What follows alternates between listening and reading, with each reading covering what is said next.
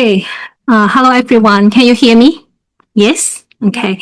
So a few familiar faces from last year and some new faces. So welcome you all to my class.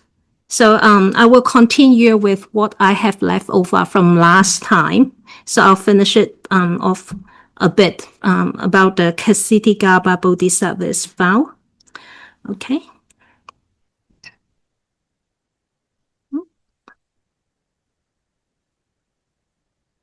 Okay. So eternal essence of itigarbha Bodhisattvas vow provide relief. First, the Bodhisattva's great compassion vow. Until all beings are liberated, I will not realize Buddhahood. In the sutra on fundamental vows of itigarbha Bodhisattva, Fascicle 1, when itigarbha Bodhisattva initiated bodhicitta, he made this vow: from now into the future throughout endless eons, I will employ extensive methods to help all the suffering beings in the 6 realms attain liberation. Only after that will I myself achieve Buddhahood. When itigarbha Bodhisattva witnessed the sufferings of beings in the 6 realms and saw his parents suffering, he made the great vow to liberate all beings and deliver them entirely from suffering. This shows that the initiation of bodhicitta and cultivation of the bodhisattva's path likewise depend on causes and conditions when one generates this aspiration and undertakes practice. The vow is not limited to a number of days, months, years, or even this life or the next future life, but extends throughout the entirety of future ages. The primary aim is to help all beings in the 3 evil realms no longer experience suffering and affliction. However, sentient beings differ in their spiritual capacities, possess varying degrees of wisdom, and have different mindsets. Delivering them through a single method would not be able to benefit all sufficiently. Therefore, various skillful means must be employed to enable all beings to attain Buddhahood. Only when this is accomplished will itigarbha Bodhisattva himself realize Buddhahood. Thus, it is said, until the hells are empty of beings, I vow not to attain Buddhahood.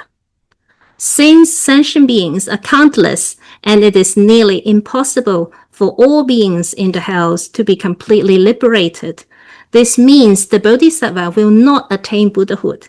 He thus becomes the great compassionate Bodhisattva who forgoes the attainment of Buddhahood. Generally, when Bodhisattvas undertake the practice after initiation of bodhicitta, they place special emphasis on great compassion. Rather than hesitate to attain Buddhahood for their own benefits, they prefer that all beings attain Buddhahood first, then they will realize supreme enlightenment themselves. For innumerable eons, itigarbha Bodhisattvas has maintained the great vow. itigarbha Bodhisattva vowed that he would rather devote himself entirely to liberate sentient beings by using extensive methods until attained liberation, all can get liberation, then himself to get Buddhahood first. So how profound is itigarbha Bodhisattva's compassionate vow? How significant is his spirit, which is truly worthy our deepest veneration? The merits of respecting and making offerings to itigarbha Bodhisattva. In the sutra on the fundamental vows of itigarbha Bodhisattva, Fascicle 1, it says, Sikumuni Buddha praised the merits of the Bodhisattva, saying, if there are people who hear the Bodhisattva's name and then offer praise, reverently gaze upon and pay homage to him, recite his name, make offerings to the Bodhisattva's image, including even the form of painting, carving, sculpting, or lacquering, they will be reborn 100 times in a place between Trayashima heavens and the human realms. In addition, they will never fall into the evil realms. Furthermore, the bad karma created within the 30 eons in the past will also be removed, and they will reborn in the heavens without falling to undesirable realms. Also, they will virtually not receive female rebirth. But if they do take female rebirths, they will be in noble and dignified forms, with protections by ghosts and devas. So this is from the Sutra on the Fundamental Vows of Ksitigarbha Bodhisattvas, Versicle 3. Because the merits of Ksitigarbha Bodhisattva are inconceivable, those who perform these deeds, such as praising the Bodhisattva, can gain such merits. The Buddha once said that praising and extolling the merits of Manjushri and other great Bodhisattvas for 100 eons does not compare to venerately reciting and contemplating Ksitigarbha Bodhisattva's name for merely the duration of a meal. This is because Ksitigarbha Bodhisattva's compassionate vow is especially profound, and from his very name, people can understand the magnitude of Ksitigarbha Bodhisattva's merits. In other words, the benefits gained are immense when one proclaims and praises him through various means upon hearing Ksitigarbha Bodhisattva's name and learning of his deeds in past lives. In ancient India, it was customary to compose verses in praise of the Buddha's and Bodhisattvas' virtuous qualities. Today, Buddhists express such praise through articles, poetry, songs, and other forms. Likewise, when encountering images of Ksitigarbha Bodhisattva, one should gaze upon them with reverence and perform prostrations. In addition, one can either recite the name of Ksitigarbha Bodhisattva or present offerings of fragrant flowers and incense.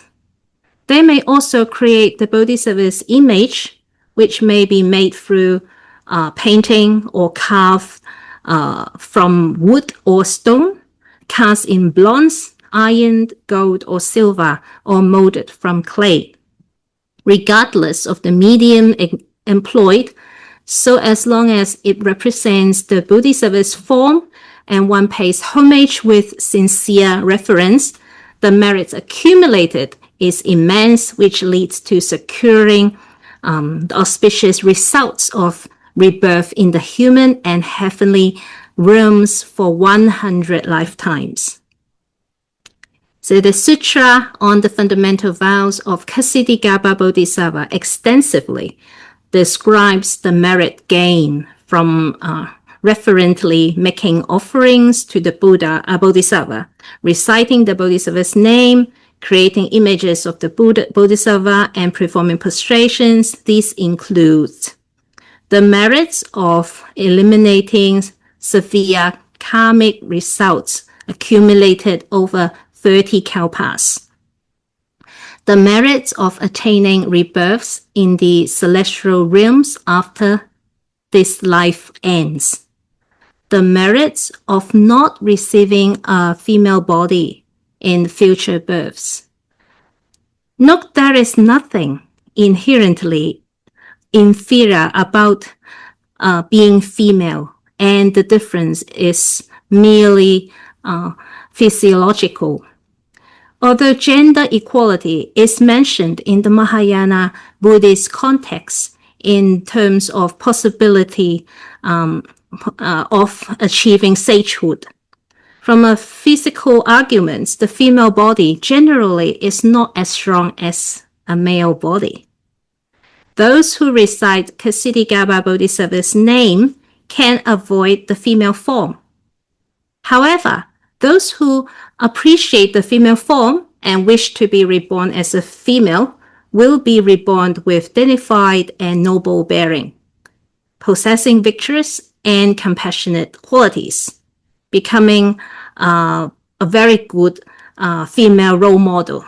They may also, like Queen Maya, give birth to a future Buddha. And fourth, the merits of receiving protection from spirits and devas when born in human realm. The world contains many malevolent spirits and devas, some of whom delight in causing people distress. However, benevolent spirits and devas will guard and protect virtuous individuals, ensuring their safety and well-being. Okay, help at the time near death. Okay, so help at the time nearing death for those who normally do not actively create good karma. What has been discussed above concerns the merits obtained by people who, during their ordinary lifetime, had reverence for and offered praise to Ksitigarbha Bodhisattva. Now we shall talk about providing help at the time nearing death. After death, people do not necessarily fall into the lower realms. Some may be reborn as humans. Those with great merits may be reborn in the heavens. Those who single-mindedly recollect Amitabha Buddha will be reborn in the pure land of ultimate bliss. These people fundamentally have no need help to gain relief from suffering. However, during one's decades of life, the mistakes made are certainly not few. Particularly in this age of the decline of Dharma, people generally cling stubbornly to one's own view and contend with one another. Their hearts burn with hatred and their greeds insatiable. No one can avoid transgression. Thus, everyone faces the possibility of falling into the hell, animal, or hungry ghost realms. What methods then can provide relief? If a person has not yet died, the method is relatively easy. After death, it becomes much more difficult. Contemporary Buddhist followers often focus on providing relief after death. But in fact, help is best provided when the person is still alive. The methods are basically of two types. First, performing charitable givings to create merits. Second, cultivating merits before the Triple Gem through chanting sutras and a Buddha's name. Okay, the first, performing giving to create merits. The sutra often says that when a sick person is in the most critical and painful states, they are very likely to fall into lower realms. The best response is to take their personal belongings and give them as offerings, particularly those things they most cherish and love. For example, some people like to collect antique, calligraphy, paintings, or stamps, and so on. As each person's preferences differ, by giving away what one holds dear, one can break through sentient beings' greed and attachment. If one can give away their most beloved possessions, What else could not be relinquished? When giving is performed with what we cherish most, the merit is also greatest. Most transgressions committed by sentient beings are for the sake of wealth. If we can make monetary donations on behalf of the dying person, we should explain to them, we are using your most cherished things to perform dana and create merits for you, and you will certainly obtain great meritorious rewards. On one hand, this caused them to generate a mind of relinquishment and lessens their attachment. On the other, it increases their merits and virtues. When they no longer cling to the wealth and possessions of this life, while simultaneously increasing merits that leads to human and heavenly rebirths, they naturally will not fall into lower realms. This is the fundamental method in Buddhism to help those approaching death. Creating merits before the Triple Gem, reciting sutra, and repentance. Another method is to cultivate merits before the Triple Gem, such as making offerings to the Triple Gem, reciting sutras, and repenting one's faults, and chanting the Buddha's name. Relying on the empowering blessings of the Triple Gem, the dying person can obtain great benefits at the time nearing death. This accords with what is taught in the Sutra on Fundamental Vow of Ksitigarbha Bodhisattva Fascicle 3. When one is approaching death, that person's parents and family members should establish merits to help that person have a better rebirth through hanging banners and canopies, lighting oil lamps, reciting the sacred sutras, making offerings to images of Buddhas and noble sages, or reciting the names of the Buddha, Bodhisattvas, or Pratika Buddhas. In this way, all such karmic hindrances will be entirely removed. The three determinants of karmic rebirth: strong karma, habitual tendencies, and last thoughts of death. When a person approaches the end of life, if the conditions are unfavorable and their karmic transgressions are grave, they are most susceptible to falling into evil destinies. However, if the dying person's parents, siblings, or other relatives perform meritorious deeds on their behalf, such as lighting lamps, making banners, reciting sutras, or chanting the names of Buddhas and Bodhisattvas, these acts can help the dying person turn away from these dangerous paths towards a secure rebirth. As even simpler method is taught in the Sutra on the Fundamental Vows of Ksitigarbha Bodhisattva Fascicle 3, which states, if at the time of death one hears the name of Ksitigarbha Bodhisattva even once, allowing it to enter the ear faculty, such beings will never again experience the suffering of the three evil destinies. If a dying person can hear the name of Ksitigarbha Bodhisattva, even a single word or sound of his holy name reaching their ears and making them aware of the Bodhisattva, then they will never again endure the suffering of the three evil destinies. Furthermore, if someone can perform acts of generosity, recite sutras, release captive animals, or create other merits on the dying person's behalf, it becomes even more certain that the dying person will not fall into the three evil destinies. In the course of a lifetime, a person accumulates a great deal of karma. When death approaches, which karma will determine the next rebirth.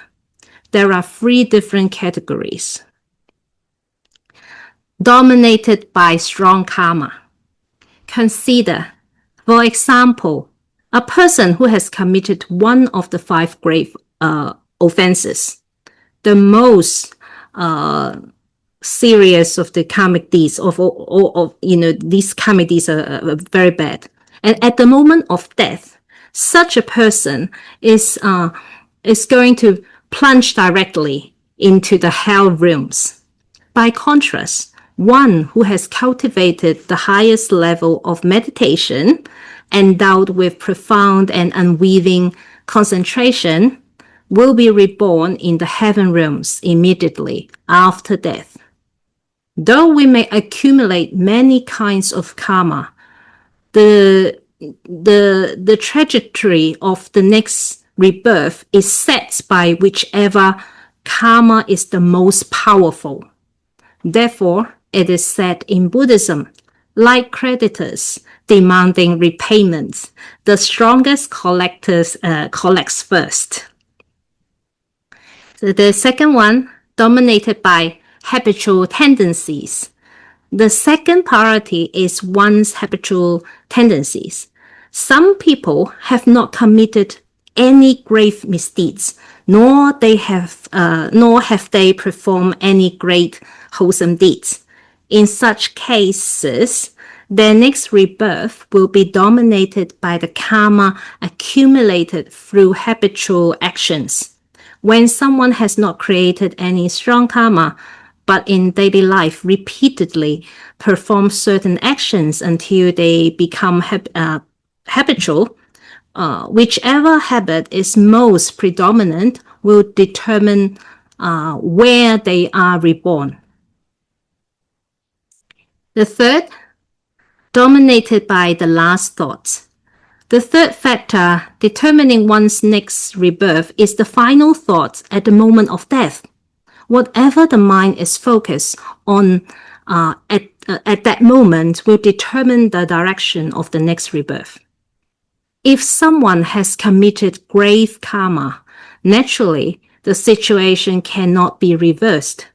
But if a person has no such strong karma or habitual tendencies, then as death approaches, we should guide them to relinquish attachments, to see through worldly concerns, and to let go.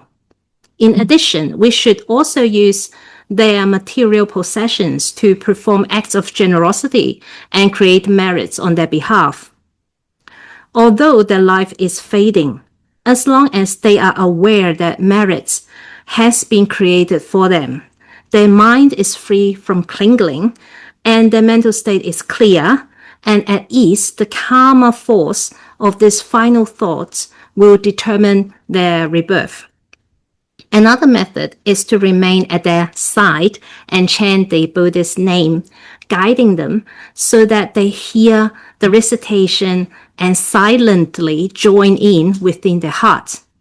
Even if they face the danger of falling into the lower realms, the moment they realize that others are chanting on their behalf, wholesome thoughts arise and they turn towards the good. Hearing the Buddha's name brings them a sense of peace and security, enabling them to turn away from the evil destinies. Therefore, it is of course even better if one can recite the Buddha's name in daily life. Nevertheless, providing supportive chanting at the time of death is also a matter of great importance. The worst situation is that at this final critical juncture, afflictions and unwholesome karma manifest.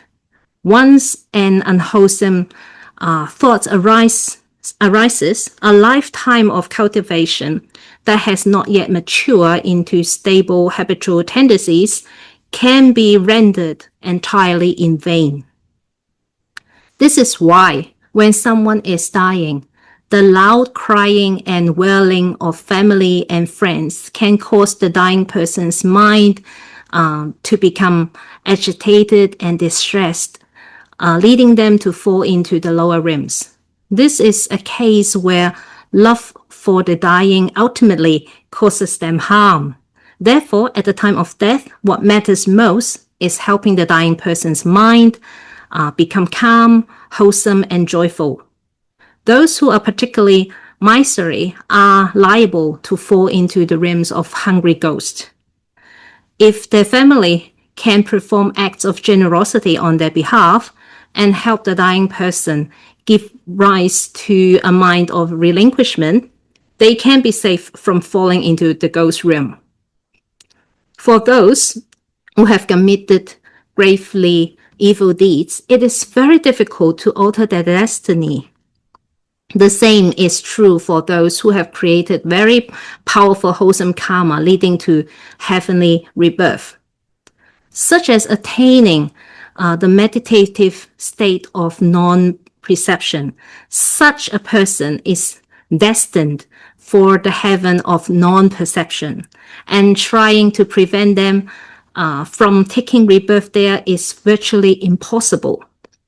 Although these three factors determine rebirth, it is the third that the method of deliverance directly addresses. The key is to transform unwholesome thoughts by causing wholesome ones to arise. This is to make full use of the principle that rebirth follows the final thought. The Buddhist Dharma thus offer methods capable of pulling back beings who stand on the very brink of hell. Yet, the most effective approach is simply to refrain from committing grave evil karma in the first place. Saving sentient beings who have died. Performing virtuous deeds to create merits for the deceased within the 49 days after death. For those who have committed grave deeds and are encountering unfavorable conditions when nearing death, we can help and rescue them by creating merits on their behalf. So this is to help them relying on the power of the Triple Gem. However, what can be done if they have already died? The Sutra on the Fundamental Vows of Ksitigarbha Bodhisattva Fascicle 3 states, within the 49 days after a person has died, if others extensively create various forms of merits on their behalf, these actions can enable the deceased to forever depart from the evil realms and attain rebirth in the human and heavenly realms, where they will experience supreme and wondrous joy. This means that within the 49 days after death, we should cultivate merits on the deceased's behalf, such as practicing generosity, recollecting the Buddha, and reciting the merits, so that they may be freed from the sufferings of the free evil destiny and be reborn in the human or heavenly realms. Why should we perform meritorious deeds for the deceased within these 49 days? Chinese Buddhists likewise perform memorial services every 7 days, and the 49 days known as the completion of the seventh. This requires some explanation. When a person's lifespan, warmth, and consciousness have all departed from the body, this is called death. That is, death occurs only when mental functions have completely ceased. Bodily warmth has dissipated, and the life faculty has ended. After death, some beings immediately undergo karmic fruition, while others pass through an interval of time before their karmic results arise. Those who commit the 5 grave offenses will fall into hell immediately upon death. There is no interval whatsoever between the thoughts moments of their death and the thought moments of their descent, and the suffering in that hell is unrelenting. This is why it is named a Vinci hell, the hell without interruption. Conversely, if someone performs extremely great wholesome karma after the thought moments when they pass away and are instantly reborn in a heavenly realm. However, for the rest who are destined to be reborn in one of the 6 realms, most will pass through an interval of time. During this period, although they have died, an intimate being, itigarbha, arises. After a person dies, where will they next be born? If they are to be reborn as human or animals, in the most cases, they do not immediately undergo karmic fruition. The existent state within the period from death until the next rebirth is called the intermediate being. This is a transitional existent state of a transitional period. These intermediate beings dies once every 7 days. Upon dying, in the next very thought moment, a related intermediate being immediately arises. It is possible that on the first or second day, the being begins their new lives in a certain realm. At the longest, after passing through 49 days of 7 deaths and 7 rebirths in the intermediate state, next life in a certain realm is then certainly determined. In other words, during these 49 days, one remains in a transitional stage, not yet having truly taken rebirth. Once this transitional period ends, one must certainly undergo karmic fruition, being reborn in the realms of human, animal, hells, and so on.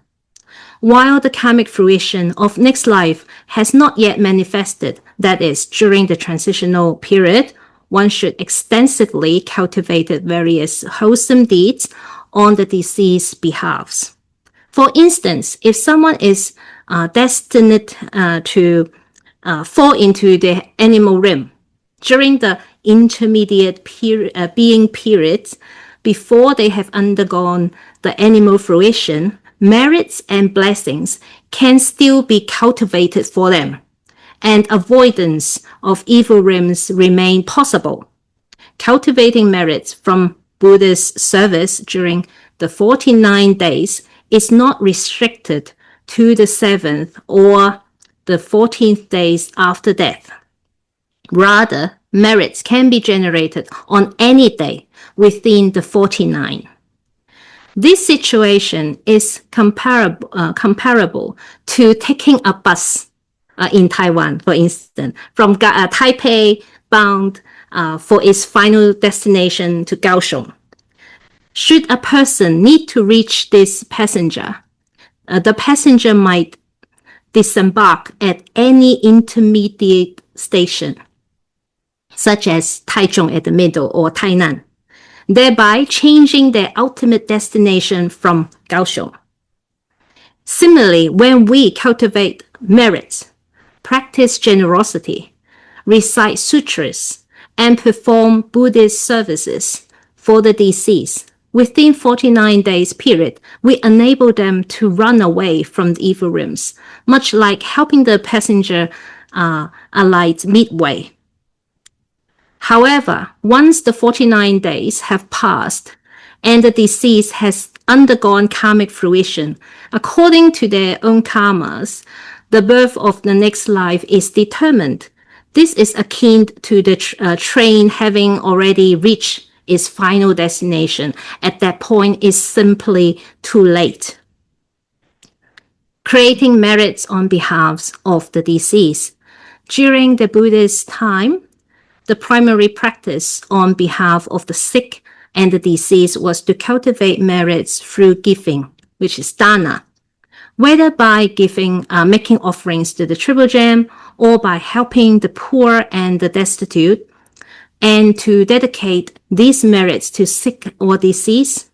In contemporary Chinese Buddhist circles, this practice of creating merits for the deceased has become customary, yet has undergone changes. For example, patrons invite monastics to recite sutras, chant the Buddha's name, and perform repentance rites. Some patrons, however, lack sincere intention to invite monastics to perform Buddhist services for dedicating merits to the deceased. Instead, the arrangement amounts to a commercial transaction, negotiating how much for a day or a night, and only once all terms are settled do they commence the Buddhist service. By using money to hire monastic to recite sutras in this manner, the family members shows a complete lack of sincerity. Although they bring money to the monastery, they do not regard it as dana, and thus cannot reap the meritorious fruits of dana, cannot ripe the fruits of the dana.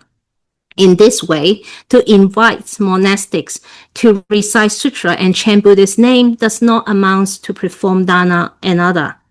If one merely uses money to hire people to recite sutra, the meaning of dana is lost. The Buddhist service that we see today, such as recitation of sutras and chanting the Buddha's name to help the deceased, were transmitted by the Chinese patriarchs as a part of monastic practice. These services are also meaningful for the living and the deceased, which are adaptation to worldly needs. The problem, however, lies in the commercialization of Buddhist services, whereby the meaning of helping the deliverance is lost. When family members recite sutras and chant the Buddha's name for the deceased, the merits does not entirely go to the deceased. As the Sutra on the Fundamental Vows of Ksitigarbha Bodhisattva, Fascicle 3, says, after a person's life has ended, family members, young and old, should recite merits on their behalf.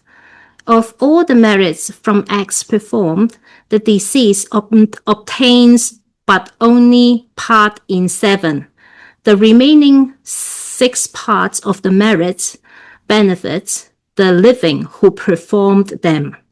So it also says, when making vegetarian offerings to gain merits and dedicating the merits to the deceased, if the food is prepared improperly or the efforts is not diligent, the deceased will gain virtually no benefits.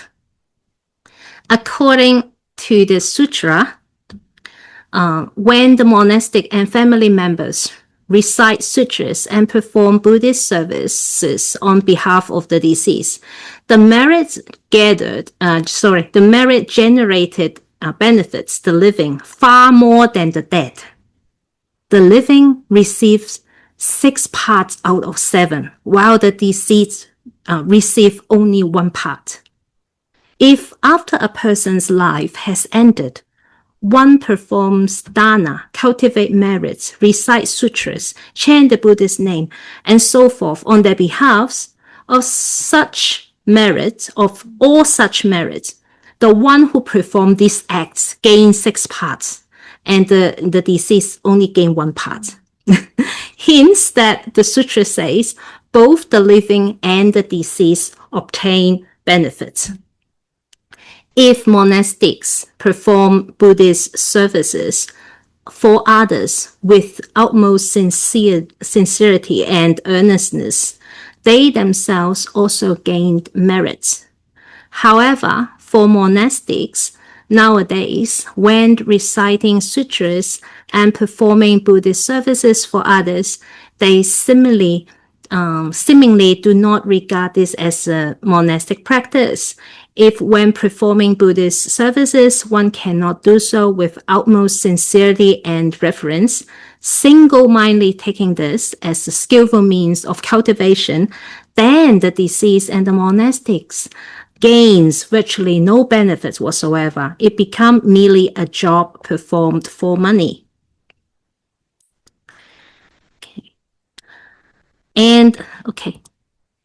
Relatives of the deceased should sincerely uphold the precepts and partake in the memorial services. Before a person passed away, when reciting sutras and the names of the Buddhas for the dying, it is crucial to rely on the power of the Triple Gem to inspire reverence for the Triple Gem and joy within them. This gives the dying person a greater chance to avoid falling into evil realms. After death, during the 49-day period, the effective way to create merits for and dedicate it to them through memorial services require sincerity of the family members and those who recite the sutras and perform repentance rituals. Therefore, these two situations are specifically mentioned in the sutra on the fundamental vows of Ksitigarbha Bodhisattvas. Inviting the Sangha to recite sutras and dedicate merits for the deceased is what the sutra means by when making vegetarian offerings to gain merits and dedicating the merits to the deceased. In ancient India, making vegetarian offerings refers to making offerings to the Buddha and the monastics. In the Chinese Buddhist circumstances, this became the practice of inviting monastics to recite sutras and perform repentance rituals and preparing vegetarian meals as an offering in order to dedicate the merits gained from the practice to the deceased. In addition, it is essential for the family members to uphold vegetarianism.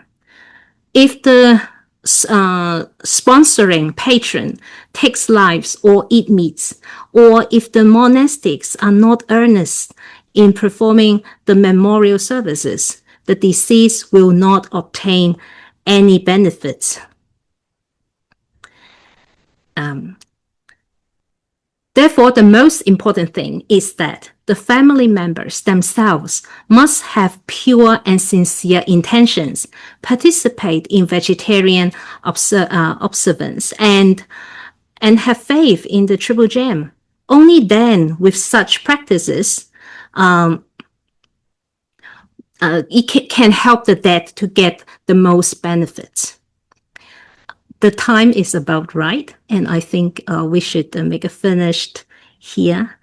Okay, so thank you, and let's end the lessons.